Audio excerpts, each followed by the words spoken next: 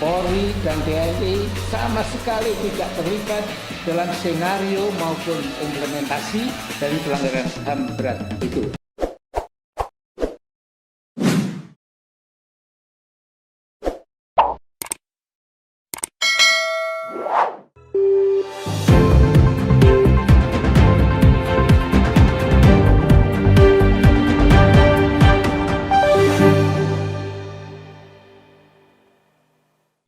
Assalamualaikum warahmatullahi wabarakatuh. Waalaikumsalam warahmatullahi wabarakatuh. Amin. Wassalatu wassalamu ala asyrafil anbiya wal mursalin wa ala alihi washabihi ajmain. Saudaraku, jadi sebelum masuk ke acara bedah buku putih tentang pemenuhan 6 laskar pengawal Habib Rizik Syihab pada siang ini, marilah kita kenang, kita tundukkan kepala kita sejenak sebagai bela sungkawa kita kepada sesama anak bangsa yang telah dipanggil pulang keharbaan Allah telah meninggal dunia akibat serangan virus yang memang masih sangat dahsyat. Beberapa jam yang lalu saya baca umat manusia yang terpapar virus ganas itu sejak meledak sampai sekarang, sampai 1 jam lalu, sudah mencapai 4 juta lebih ya, yang terpapar. Ya. Nah kemudian, yang terpapar itu 185 juta, yang recover 169 juta, yang meninggal sudah 4 juta lebih. Adapun Indonesia yang terpapar 2,3 juta, yang sembuh alhamdulillah 1,9 juta, yang meninggal 61.888.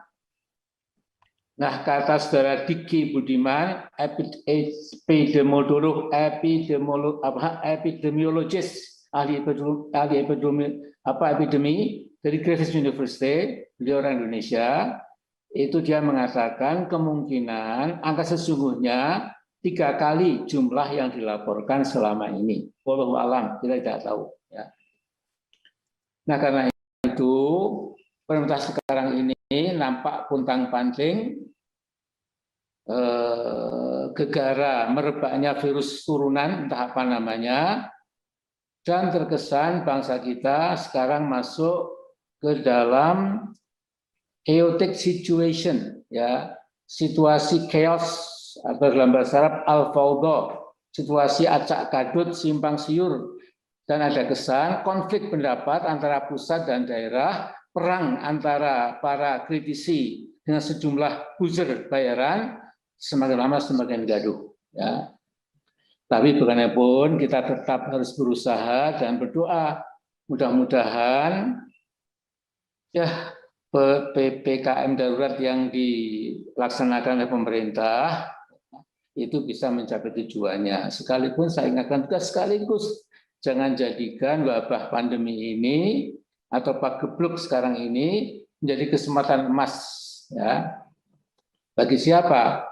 Ya buat para koruptor dan predator untuk menangguk keuntungan haram yang terkutuk. Ya, terkutuk di mata manusia, juga terkutuk di hadapan Allah SWT. Nah ini catatan saya. Nah sekarang saya ingin membuat catatan sangat singkat tentang buku putih yang telah diterbitkan oleh tim pengawal peristiwa pembunuhan 6 laskar pengawal HRS.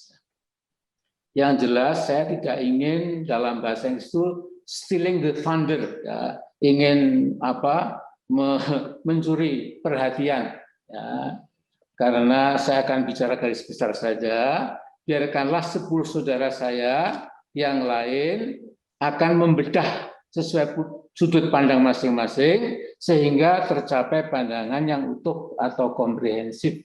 Insya Allah. Ya. Nah, saya ingin menggarisbawahi bahwa seluruh fakta yang disajikan adalah fakta objektif dan sebagian besar merupakan data dari sumber yang primer, bukan sumber sekunder. Jadi dari primary sources bukan secondary sources. Ya. Artinya yang disuguhkan dalam buku putih ini ya itu adalah bahwa hasil wawancara dengan para saksi yang berani buka mulut, dengan keluarga korban, dengan fakta-fakta yang self-evident lewat video dan lain sebagainya. Jadi bukan kasasi ini dan kasasi itu yang tidak berkaitan sama sekali dengan masalah pelanggaran HAM berat yang kita ekspos seperti apa adanya dalam buku putih ini. Nah, setelah membaca dengan baik buku putih ini secara kelembagaan, ini penting, Polri dan TNI sama sekali tidak terlibat dalam senario maupun implementasi dari pelanggaran HAM berat itu. Alhamdulillah kita bersyukur. Ya. Jadi teman-teman TNI dari 3 angkatan dan teman-teman Polri, Anda memang tidak terlibat. Baik senario, apalagi pelaksanaan. Jadi kita bangga, alhamdulillah ya, tulang punggung keamanan bangsa namanya Polri dan tulang punggung pertahanan ya namanya TNI itu tidak terlibat sama sekali. Jadi ini berita gembira buat kita semua. Nah, jadi siapa yang bertanggung jawab?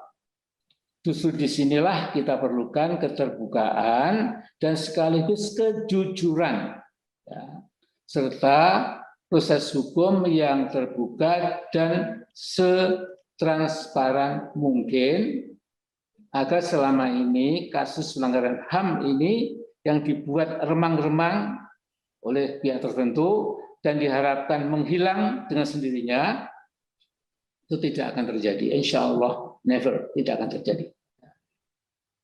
Nah, seringnya dalam bahasa Inggris itu ada pepatah chicken will come to roost. Jadi yang namanya ayam itu kembali ke sarangnya. Artinya apa? Artinya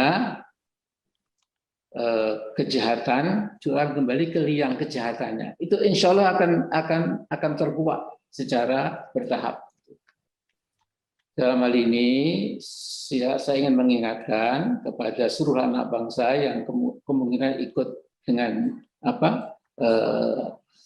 Zoom kita ini, ya, itu dalam surat Al-An'am ayat 44 itu ada ayat Allah yang bisa membuat kita tergetarlah ya jiwa dan keimanan kita, ya, yaitu berbunyi falamma nasu ma dzukiru fatahna alaihim abwaaba kulli syai' hatta idza farihu bima utu akhadnahum baghtatan fa idza hum mublisun. Jadi ketika ada sekelompok orang ya, itu sudah tidak mau lagi mendengarkan peringatan-peringatan untuk menegakkan yang benar, yang adil, ya. Tidak lagi mendengarkan suara-suara kebenaran dan keadilan, ya. Maka justru Allah akan membuka pintu-pintu kesenangan buat orang-orang yang zalim itu. Ya. Tetapi kata Allah sendiri, tatkala mereka sampai pada puncak kegembiraannya itu, disangkanya bisa melakukan apa saja, kemudian akhadnahum baghtatan fa idza mublisun, Allah akan menurunkan palu gudang hukumannya dan tiba-tiba mereka menjadi ya porak-poranda. Jadi sekarang saya ingin mengimbau ya kepada para penegak HAM dimanapun juga, terutama yang menyangkut pelanggaran berat ini. Bahkan nanti kalau setelah buku putih ini, ya ternyata pemerintah tetap saja tidak mendengarkan, bahkan mungkin berusaha untuk melakukan pembalikan fakta, apalagi kemudian mungkin saja mengejar-ngejar, mengancam, siapa tahu bahkan keselamatan kita ini bisa jadi terancam, ya. Tapi buat kita itu kita tidak usah kecil hati. Saya baca di surat Ali Imran ayat 20, ya. Al-Maidah ayat 4 dan 99, Ar-Ra'd ayat 40, surat An-Nahl ayat 35 dan 82, surat An-Nur ayat 454, surat Al-Ankabut ayat 18, surat Yasin ayat 17, surat Asy-Syura 48, surat Taghabun ayat 12. Itu jelas sekali dikatakan di berbagai ayat itu bahwa para rasul yang dilengkapi dengan wahyu dan kesempurnaan integritas pribadi para rasul yang sempurna itu, tugas para rasul itu hanya menyampaikan, ya, tidak memaksa. Ya. Apakah itu Nabi Nuh, Nabi Ibrahim, Nabi Musa, Nabi Isa alaihissalam, dan Nabi Muhammad SAW, ini panutan kita. Seluruh umat manusia itu mengacu, seluruh agama wahyu itu mengacu kepada Rasul-Rasul besar itu. Ternyata tugas para Rasul itu hanya menyampaikan.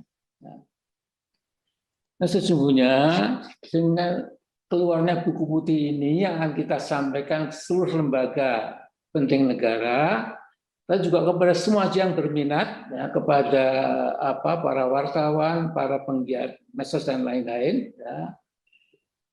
Tugas kita sudah selesai. Ya. Nanti akan mengambil alih itu Allah. Jangan khawatir. Ya. Nah, jadi saya ingatkan, ya, pada pemerintah sekarang ini, tolong masih belum terlambat. Ya. Karena skenario apapun yang dibuat manusia itu di depan Allah itu hanya remeh-temeh kecil. Ya. Maaf saya agak emosi sedikit ya, tapi emosi saya ini karena karena saya memang betul-betul intens prihatin dengan keadaan bangsa kita sekarang ini. Nah, jadi nanti biarkanlah Pak Marwan mengatakan lebih jelas lagi. Kemudian 10 saudara kita sesuai dengan keahlian masing-masing membedah buku putih ini. Kemudian arah berikutnya bagaimana, kita akan berunding lagi. Tapi yang paling pahit pun kita sudah akan tanggung. Ya. Andai kata misalnya ini dianggap angin lalu, ya alhamdulillah Allah pasti akan ambil alih. Itu keyakinan kami semua. Saya kira hanya itu dulu. Biar tidak mencita waktu terlalu banyak. Assalamualaikum warahmatullahi wabarakatuh.